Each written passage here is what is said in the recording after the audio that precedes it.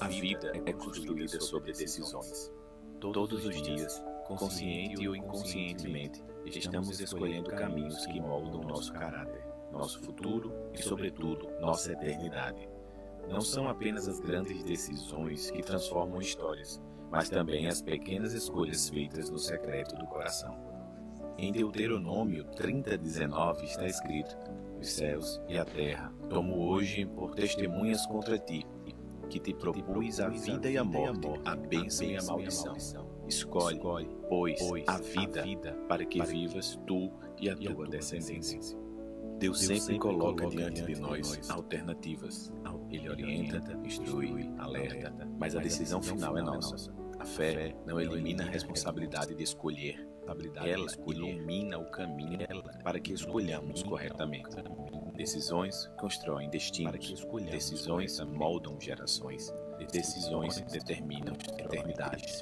Talvez hoje Deus esteja colocando diante de você uma escolha que pode mudar a sua história. Não adie, não terceirize, não viva na indecisão. O céu testemunha suas escolhas. Sua família será impactada por elas. Seu futuro depende delas. Escolha a vida. Escolha a obediência. Escolha Cristo. Porque no final, não será o que você sentiu, pensou ou planejou que definirá a sua história, mas aquilo que você decidiu. Sua família será impactada. A graça e a paz do Senhor Jesus. Amém, família? Boa noite. Glória a Deus. Maravilha. Quantos estão felizes em estar aqui na casa do Senhor? Dê um glória a Deus. Amém. Também estou muito feliz de estar aqui na casa do Senhor e também ouvir aquilo que Deus fez na vida desses imersionistas, né? Verdade, quem está lá, a atmosfera é diferente. Tudo feito para a glória de Deus. Queridos irmãos, amada igreja do Senhor, então, dando continuidade à nossa série sobre decisões, eu queria nessa noite que você abrisse a sua Bíblia em Marcos, capítulo 10, do verso 17 ao 22. Vai sair no texto, mas você pode também acompanhar na sua versão. Essa narrativa que nós vamos ler nesta noite, ela é encontrada em Mateus 19, 16, 22, Lucas 18, 18 ao 23. É o que a teologia chama de sinóticos, né? Os evangelhos sinóticos, que é Mateus, Marcos e Lucas, que significa ver visto juntamente, ou seja, visto do mesmo ponto de vista. Não muda o contexto da história, não muda o contexto da narrativa. E esse texto fala sobre um breve diálogo entre Jesus e o jovem rico. Então vamos ler em nome de Jesus. Diz o seguinte: quando Jesus saía para Jerusalém, um homem veio correndo em sua direção, ajoelhou-se diante dele e perguntou: bom mestre, que devo fazer para herdar a vida eterna? Por que você me chama de bom? Perguntou Jesus. Apenas Deus verdadeiramente bom. Você conhece os mandamentos: não mate, não cometa adultério, não roube, não dê falso testemunho, não engane ninguém, honre seu pai e sua mãe. O homem respondeu: mestre, tenho obedecido a todos esses mandamentos desde a juventude. Com amor, Jesus olhou para o homem e disse: ainda há uma coisa que você não fez. Vá, venda todos os seus bens e dê o dinheiro aos pobres, então você terá um tesouro no céu. Depois venha e siga-me. Ao ouvir isso, o homem ficou desapontado e foi embora triste, pois tinha muitos bens. Vamos orar em nome de Jesus. Senhor, obrigado pela tua palavra que foi lida nessa noite. Tá calor, mas nós te pedimos, Senhor, que traga um espírito de quietude nessa noite, que todos fiquem quietos, atentos em ouvir a tua voz.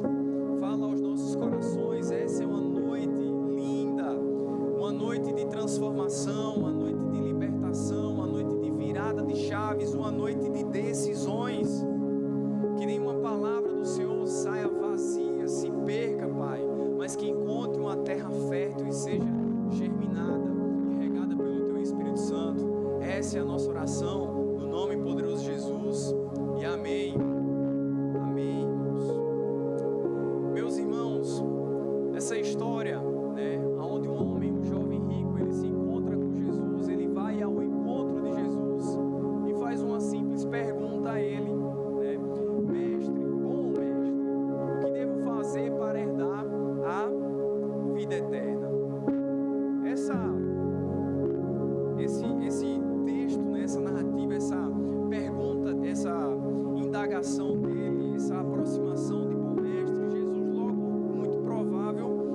contesta ele a forma inavertida que ele usa esse termo, né? Uma vez que a bondade, a perfeição, né, a máxima perfeição pertencem somente a Deus, sem de forma alguma Jesus negar a sua própria bondade, mas o objetivo de Jesus era direcionar a atenção daquele homem rico para a bondade de Deus, Deus que era bom. E Jesus diz: olha, você conhece os mandamentos. Os estudiosos, os teólogos, né, traz nos comentários que esse jovem rico, ele era um homem judeu, e por ser judeu, ele conhecia os mandamentos. Um homem judeu, a partir dos 12 anos, ele já conhece os mandamentos, ele já conhece a Torá. E Jesus, como um ser onisciente, sabia que ele já sabia dos mandamentos. E Jesus faz a referência de Êxodo 20, 12 e 16. Honre seu pai e sua mãe, assim você terá vida longa e plena na terra que o Senhor Deus lhe dá. Não mate, não cometa adultério, não roube, não dê falsos testemunhos. O homem respondeu: mestre, tudo isso eu tenho obedecido, tudo isso eu tenho feito. Desde a minha juventude eu tenho obedecido os mandamentos. Mas Jesus, com amor, ele olha para o homem e diz: ainda há uma coisa que você não fez. Vá, venda todos os seus bens, dê aos pobres e siga-me. E essa reação, né, essa resposta de Jesus para ele, talvez ele não esperava essa resposta de Jesus. E ele fica desapontado, o semblante dele muda, ele fica entristecido e vai embora. Quando a Bíblia fala que um homem é rico, é porque ele é rico mesmo. Ele tinha bens, né? Muito provavelmente tinha muitos bens. Ele tinha, trazendo para o contexto da época, ele tinha terras, ele tinha servos, ele tinha animais. Então, muito provavelmente, ele herdou essa herança, por ele ser um homem tão jovem. E a pergunta dele é: mestre, bom mestre, o que faço para alcançar a salvação? Se nós analisarmos ainda bem, né, conjecturando esse texto, nós podemos perceber que possivelmente ele imaginou que a salvação teria um valor oneroso. Ele poderia comprar a salvação. Mas tendo em vista que a salvação, ela é gratuita. É o que diz em Efésios 2:8, que a salvação é mediante a fé, não vem de nós, é dom gratuito de Deus. Nós não podemos comprar a salvação. Jesus, ele decidiu ir à cruz. Ele decidiu tomar a forma de servo para assim nos reconciliar e nos dar acesso à salvação. E eu acredito que essa não era a resposta que aquele jovem esperava. Talvez ele esperava uma resposta de Jesus em dizer o valor oneroso. É tanto, é X valor. Ah, mestre, eu tenho esse valor. Comprei minha salvação. Queridos irmãos, a salvação é gratuita.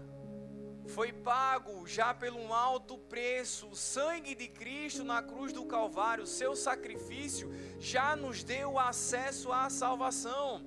Então, para nós não é oneroso, não é recursos. A resposta, né, a decisão dele, naquele momento, não há uma verbalização do jovem rico mais, mas a sua postura corporal já indica que ele não decidia seguir a Cristo. A ação dele, né, o semblante dele de ficar desapontado, triste, porque ele não esperava isso, ele dá as costas e vai embora. Ele não precisou mais falar. O texto por si só já fala que ele foi embora. Ele não precisou, a decisão dele já estava muito clara, porque não era isso que ele esperava. E aqui começa o primeiro ponto do sermão, que para seguir Jesus é preciso um certo tipo de desapego. Nós precisamos decidir desapegar. O desapego de não se prender excessivamente a pessoas, a situações momentâneas, a expectativas ou se apegar a resultados futuros. Nós temos um certo tipo de desapego. Jesus vai dizer em Mateus 6, 19, 21, não ajuntem tesouros aqui na terra, onde as traças e a ferrugem os destroem, e onde ladrões arrombam casa e os furtam. Ajuntem seus tesouros no céu, onde traças e ferrugem não destroem, e onde ladrões não arrombam nem furtam. Onde o seu tesouro estiver, ali estará o seu coração. É muito claro que para o jovem rico, a partir da sua condição, da sua postura, da sua expressão corporal de ficar desapontado e ir embora, entendemos que a fonte de alegria, o coração daquele jovem rico estava em todos os seus bens. Porque se não estivesse nos seus bens, ele diria: mestre, ok, me espere que eu voltarei e vou seguir o Senhor. Mas não foi dessa forma. Aonde está o nosso tesouro? O teu tesouro está em Deus. A sua confiança está no Senhor. É como a parábola do tesouro escondido em Mateus 13, 44. O reino dos céus é como um tesouro escondido que um homem descobriu num campo. Em seu entusiasmo, ele o escondeu novamente. Ele vendeu tudo o que tinha e com o dinheiro da venda comprou aquele campo.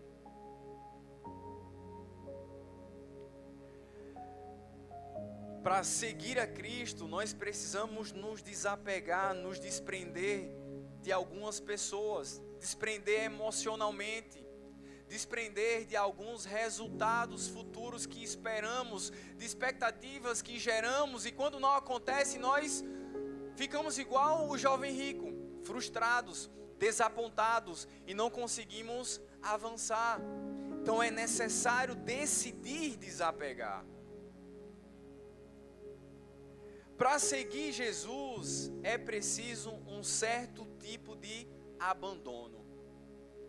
Existem duas formas de abandono. A primeira delas é a fuga, o abandono da fuga. É aquela que você sai do lugar, abandona, vai para outro lugar, maqueia o que você viveu e vai viver uma nova vida com o passado todo escondido, maquiado.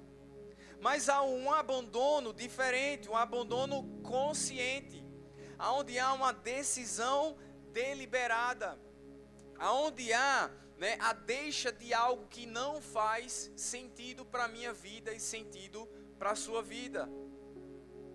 O abandono consciente, nessa ocasião não houve a verbalização do jovem rico, mas a sua postura corporal, a sua afeição já demonstrava que ele não estava apto a desapegar, que ele não estava apto a abandonar os seus bens e seguir a Cristo. Por quê? Porque o seu coração estava centralizado nos bens, naquilo que é material. Como exemplo de um abandono consciente, nós podemos observar a história de Zaqueu. Em Lucas capítulo 19, do 1 ao 10, vai contar a história do chefe dos publicanos. Esse homem, ele queria encontrar Jesus, ele queria conhecer Jesus. Uma história muito conhecida. Ele vai e sobe numa árvore. Ele era um homem de estatura pequena. Jesus no caminho vê ele, chama ele pelo nome: Zaqueu, desce depressa, porque eu vou jantar na sua casa. E aquele homem, naquele jantar, a mesa onde há libertação, a mesa onde há cura, a mesa onde há transformação, é na mesa que é onde há reconciliação. E aí aquele homem com Jesus, ele decidiu dar a metade dos seus bens aos pobres e devolver 4 vezes mais aqueles a quem ele extorquiu. Queridos irmãos, isso nos mostra que Zaqueu, ele era um homem corrupto. Ele era chefe dos publicanos. Ou seja, aquilo que ele ganhava, ele ainda extorquia pessoas. Ele ainda ganhava mais. Quantas famílias Zaqueu fez que sofressem necessidades, fez com que passasse por dificuldades financeiras, por dificuldades dentro do lar, em questão de alimentos, por causa da corrupção do coração enganoso dele. Mas quando ele tem um encontro com Jesus, quando Jesus entra em nossa vida, que nós decidimos conhecer quem Ele é, nós estamos aptos a tomar decisões. E a decisão de Zaqueu é uma decisão consciente de abandonar o pecado da corrupção. Logo ele se alegra, ele é transformado, ele diz: Senhor, eu vou dar metade do que eu tenho aos pobres, e aqueles a quem eu extorqui, eu vou devolver 4 vezes mais. Para ele o valor já não tinha mais sentido. O que valia era o Senhor que estava com ele. E Jesus diz a ele: nesta casa houve salvação. Nesta casa houve transformação. Um fato, nós nos deparamos com decisões diuturnamente em nossas vidas. Decisões que precisam ser tomadas de maneira muito rápida. Outras decisões que precisam de um certo tempo para digerir, pensar, planejar e assim tomar a decisão. Mas toda decisão, seja ela rápida ou planejada, ela vai ter uma consequência. Ela vai gerar uma consequência, seja ela uma consequência boa ou uma consequência ruim. Mas diuturnamente, cotidiano, nós estamos de frente a tomar decisões. Davi, como homem de Deus, estava refugiado na cidade de Ziclag. 1 Samuel, capítulo 30, vai nos falar isso, vai nos dar essa informação.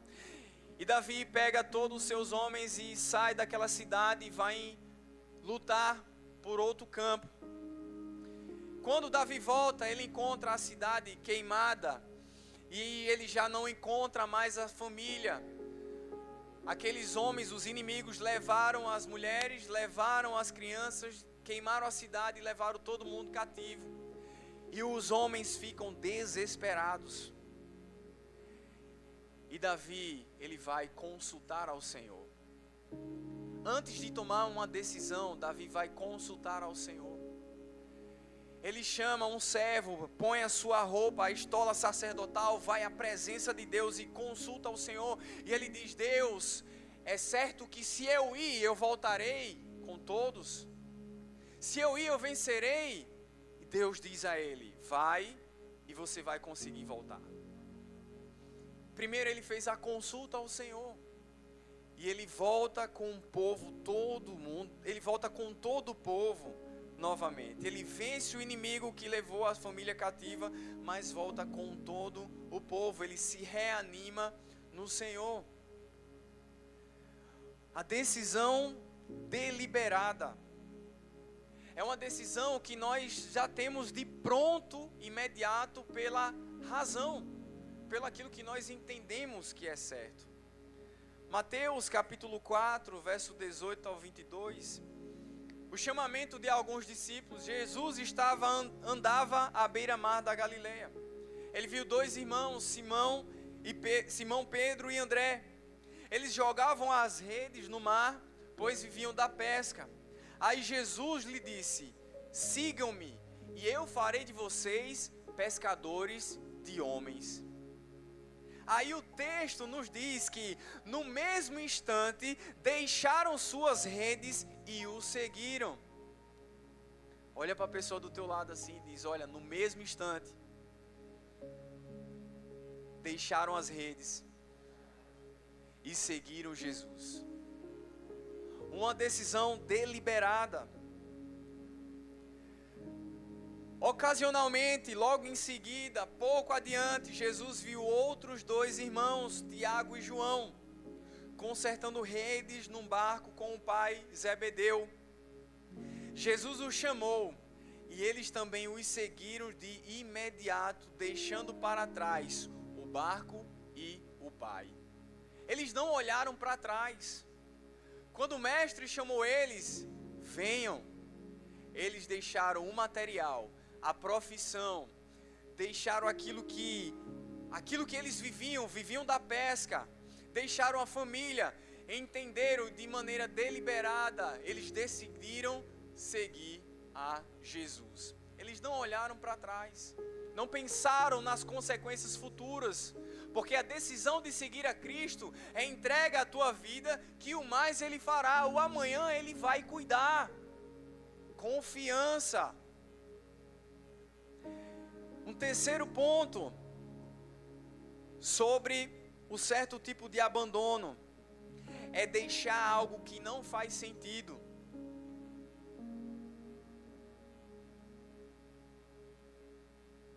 Mateus capítulo 9. Enquanto Jesus caminhava, viu um homem chamado Mateus, sentado onde ele coletava impostos. Jesus olha para ele e diz: siga-me. E Mateus se levantou e o seguiu. Meus irmãos, Mateus era um homem judeu. Contra o seu povo, ele estava trabalhando a serviço de Roma. Ele estava coletando impostos do seu próprio povo. Ele era praticamente odiado pelos seus irmãos. Aí ele deixa aquilo que não faz sentido nenhum para seguir a Cristo. Não fazia sentido estar sentado coletando impostos, no qual o mestre chamou ele pelo nome, dando credibilidade a ele. Levi, filho de Alfeu, segue-me. Mateus, segue-me. E ele levanta e segue a Jesus. Ele nem sabe, do emprego, ele deixou tudo para trás. Então nós precisamos, em dados momentos da nossa vida, deixar algo para trás que não faz sentido. Talvez você esteja como Mateus, não cobrando imposto do povo, mas fazendo algo que não tenha sentido na sua vida. É como o irmão testemunhou que estava há dias na rotina fazendo o automático. Não faz sentido viver no automático. Faz sentido viver a vontade de Deus. Amém? Isso faz sentido. Deixar algo que não faz sentido. Para seguir Jesus, é necessário reposicionar. O jovem rico, voltando para o texto, ele não desapegou. Ele não teve uma decisão deliberada. Ele não abandonou. Para ele, o que fazia sentido era os bens dele. Ele não se reposicionou. Ele voltou para o estado anterior. Consequentemente, ele deve ter voltado para sua casa, para sua rotina, viver o seu automático, cuidar dos seus bens, e perdeu a oportunidade de seguir o mestre. Mas é necessário eu e você reposicionar. Se reposicionar é o passo ativo após o abandono consciente. Depois que você desapega, depois que você abandona, aí você para e pensa: e agora? Eu preciso me reposicionar, porque eu estava em uma direção, e eu entendi quando Jesus me chamou, eu desapeguei, eu abandonei, e agora, Senhor, qual é a direção? Eu preciso me reposicionar, e para se reposicionar, é necessário ajustar prioridades. Não foi o que o jovem rico fez. Jesus disse a ele: vai, vende todos os seus bens, dá aos pobres e segue-me. Queridos irmãos, provavelmente na escala de prioridade, a salvação estava bem abaixo dos bens do jovem rico. E quando nós falamos salvação, para que nós venhamos chegar à salvação, nós primeiramente precisamos decidir reconhecer Jesus como Senhor, único e Salvador, se arrepender dos nossos pecados, então assim nós temos a salvação. Então primeiro eu preciso buscar ao Senhor. Eu preciso decidir buscar a Ele. Então, numa lista de prioridade, aonde Deus está, aonde Jesus está em nossa lista de prioridades. Jesus é confrontado pelos fariseus e perguntam a ele sobre os mandamentos, e ele vai dizer que os 2 maiores mandamentos são quais?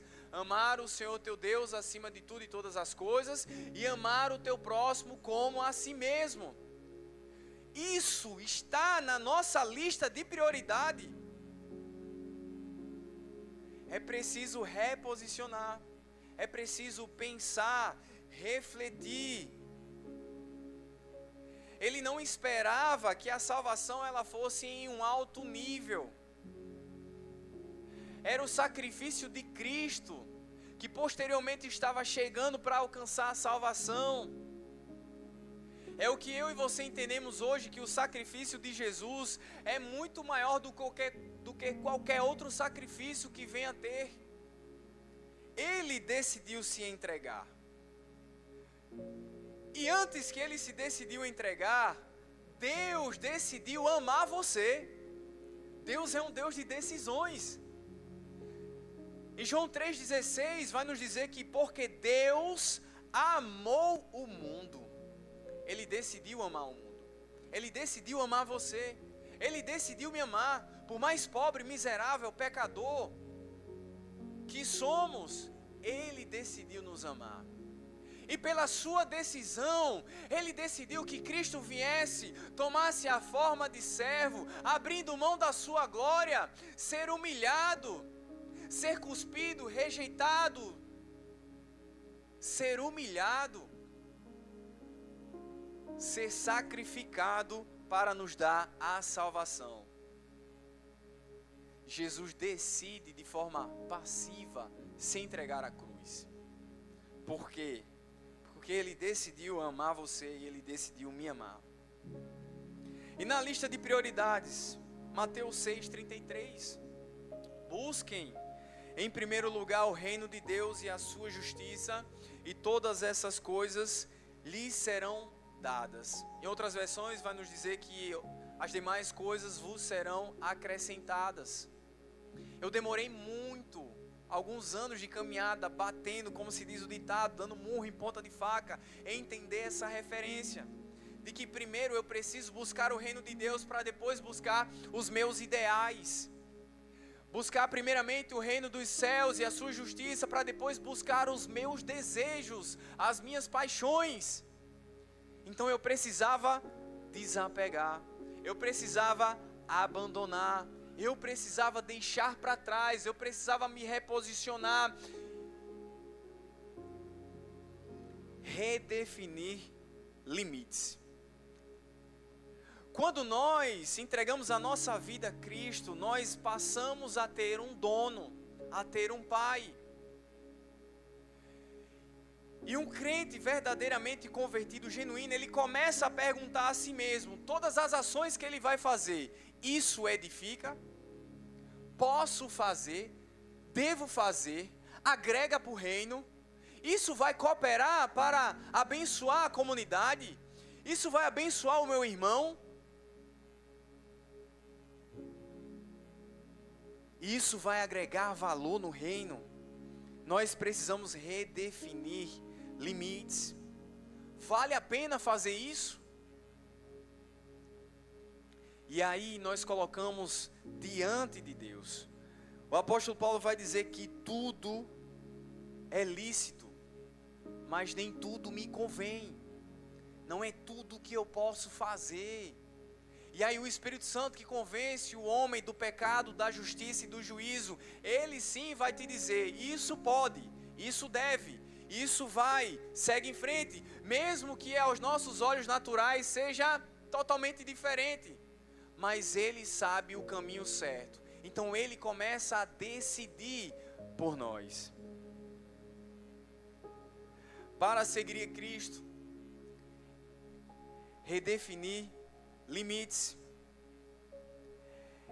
Toda essa linha de pensamento de desapegar, de abandonar de forma consciente, decisão deliberada, deixar algo que não faz sentido, se reposicionar, ajustar prioridades, redefinir limites, tudo isso, ao final, nós alcançamos um certo nível de maturidade. Gálatas capítulo 5, do verso 24 ao 25, o apóstolo Paulo vai dizer: aqueles que pertencem a Cristo Jesus crucificaram as paixões e os desejos de sua natureza humana. Aqueles que pertencem a Cristo. Se eu e você pertencemos a Cristo, nós precisamos crucificar as nossas paixões e os nossos desejos. Isso é uma decisão que nós tomamos. Porque você pode viver anos dentro da igreja e não decidir crucificar a sua carne.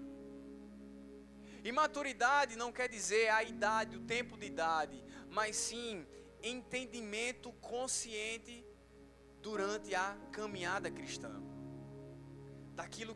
Da palavra revelada às nossas vidas, da consciência de pecado, da consciência de arrependimento, da consciência que você tem um perdão pleno, da certeza que Cristo morreu por você, a garantia da salvação. Uma vez que vivemos pelo Espírito, sigamos a direção do Espírito em todas as áreas das nossas vidas. Nós não podemos viver do jeito que nós queremos viver. Nós precisamos direcionar o nosso coração, deixar que o Espírito Santo conduza. E as nossas decisões têm que ser deliberadas para a vontade dEle. Não foi isso que o jovem rico fez. Ele não entendeu com quem ele estava diante, a quem ele estava de frente. Ele não entendeu, e Jesus estava trazendo uma lição para ele naquele momento, que o que era mais importante para ele estava sendo os bens dele. E Jesus não queria os bens dele, não. Jesus só queria ensinar a ele que o coração dele não deve estar naquilo que é material. Trazendo para a nossa aplicação, o Espírito Santo traz ao nosso coração aquilo que está no lugar, no trono que deve ser ocupado pelo Espírito Santo. Talvez seja o seu filho, que aí é um jovem, que cresceu, que chegou numa estatura legal, que alcançou bastante coisa, e você vive adorando ele, idolatrando ele. O meu filho conseguiu chegar, é isso mesmo, aplaudo ele, e coloca ele à frente de todas as coisas. Ou o seu marido, ou a sua esposa, ou a sua habilidade profissional. Porque no meu trabalho, se eu não estiver lá, nada funciona. E não é dessa forma. Colocar coisas materiais no lugar que somente cabe a Jesus é um erro grave, um erro gravíssimo. Nós precisamos estar atentos a isso. Partindo para o final, a maturidade, Paulo decretou serem duas coisas inseparáveis. Só quem crucifica a carne com suas paixões e desejos pode viver o domínio e a transformação do Espírito Santo. Somente quem toma essa decisão, somente quem toma a decisão de crucificar a sua carne com as suas paixões e os seus desejos pode viver o domínio e a transformação do Espírito Santo. Não foi a ação do jovem rico que diz no texto. Simplesmente algo muito comum que Jesus estava mostrando a ele, que o importante não era os recursos, o importante era o mestre que estava diante dele. Queridos irmãos, se tem uma decisão, abrindo o meu coração para a igreja aqui, dando o meu testemunho, se tem uma decisão mais assertiva na minha vida, foi entregar a minha vida a Jesus. Pode ter certeza disso. Para quem já ouviu meu testemunho no Imersão, de forma bem resumida, aos 7 anos de idade, a minha mãe se converte, eu cresço dentro da igreja, indo para a igreja, mas vivendo uma vida dupla. na escola, chamando palavrão, sendo o terror da escola, quebrando cesto de lixo, né, dando mau exemplo. Mas na igreja eu estava lá, estava participando com os meus colegas. Mas por quê? A minha mãe levava, bora para a igreja, bora para a igreja. Eu dizia, não vou. Ai sim, vai para a igreja. E eu ia. E aqui há um detalhe importante, independente de criança ou adulto. Você precisa não somente se envolver com uma obra, mas se envolver com o Deus da obra. Quando você primeiro se envolve com o Deus da obra, aí a obra fica mais simples de se envolver. Qualquer ministério você consegue, o Espírito Santo abrir sua mente, eita, vou servir em tal ministério, sem peso nenhum. E aí eu vou crescendo, um jovem rebelde, né? Todo mundo sabe, a gente nessa rebeldia entra no mundo do álcool, da bebida, da prostituição, enfim.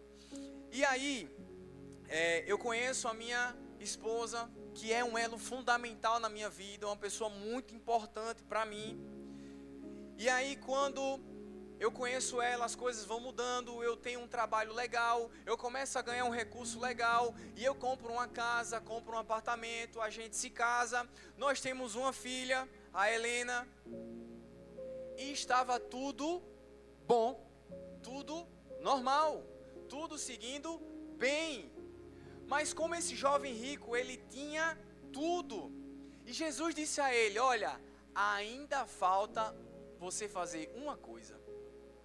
As palavras de Jesus vai, vende e me segue.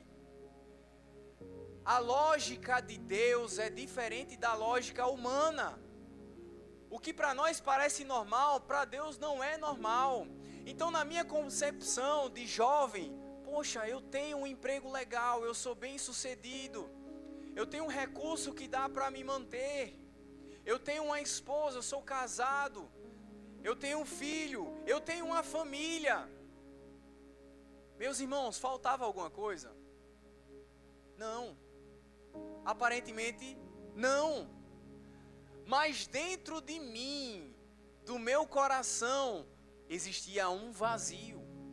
Existia uma cratera que ela não era completada por nada, pela bebida, pelo prazer, né, humano.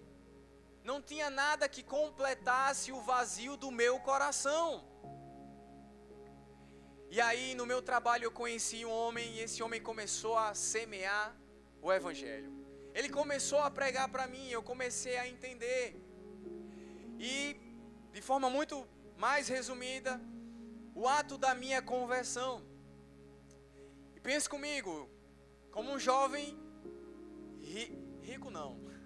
O jovem rico daqui ele não acertou, eu consegui acertar. Um jovem menos, né? Um recurso normal.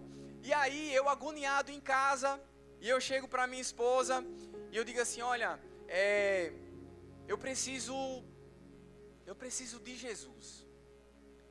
E ela, o que, menino? Eu preciso ir à igreja.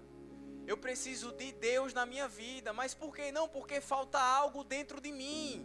Eu não consigo mais viver dessa forma. Para mim, nada mais faz sentido. Eu preciso de uma mudança, de uma transformação.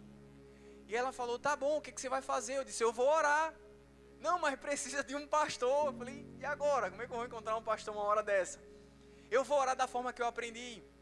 E aí eu entro no meu quarto, ela entra junto, eu fecho a porta, eu me ajoelho, e a minha oração é, Deus, perdoa os meus pecados. Perdoa, Jesus, as minhas falhas. Hoje eu entrego a minha vida ao Senhor. Meus irmãos, eu estabeleci limites.